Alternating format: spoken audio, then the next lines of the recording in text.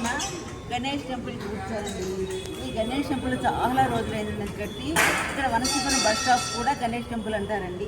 ఇక్కడ మనకి వినాయక చవితి వచ్చేస్తున్నారండి. ఆ వినాయక చవితి నవరాత్రులన్నీ ఏర్పాటు చేస్తున్నారండి.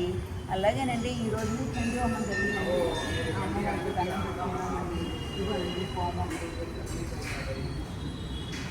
ఈ ప్రాంగణం అంతానండి అన్ని లక్ష్మీదేవి, వీరబ్రహ్మేంద్ర స్వామి, రకరకాల టెంపుల్స్ ఉంటాయండి. మీరు కూడా వచ్చి చూస్తే దర్శనం చేసుకోవచ్చండి.